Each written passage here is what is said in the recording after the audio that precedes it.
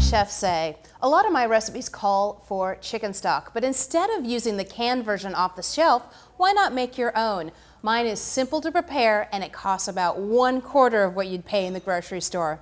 Join me in the kitchen and I'll show you how it's done. Making your own chicken stock couldn't be easier, but a lot of us think we don't have the time. So that's why I chose to do chicken stock for this video, to show you you do have the time.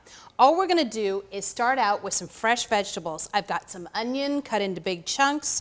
I've got some carrot, didn't even have to peel it. I've even got big chunks of celery and whole pieces of garlic. So these go directly into my pot. There we go.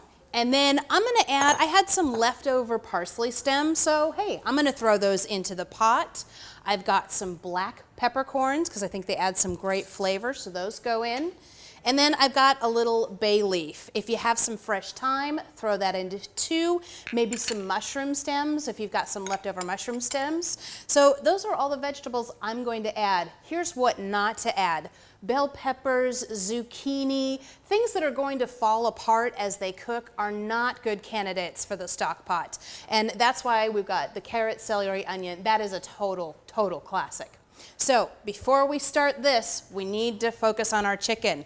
This is a chicken carcass that I happen to have left over. I made chicken the other night.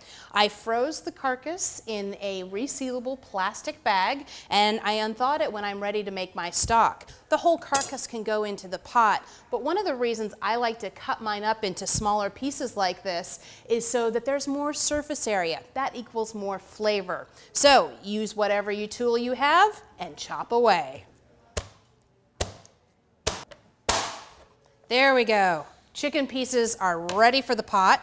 So I'm just gonna put these in directly on top of our vegetables. And now we're ready for the water. So I've got about 2 quarts here for 1 chicken carcass. This just goes directly on top. And then turn your heat on high heat, bring this to the boil. And once it's at the boil, turn down the heat to about medium-low and check out it's just barely simmering. I don't want it to boil because it'll bring up too many impurities in the stock. It also makes it easier to skim if your stock isn't boiling away. So I'm going to take a fairly flat spoon and just scrape off or dip off the top where there's a little bit of fat. There's some scum that's rising to the surface. I want to get off as much of that as possible.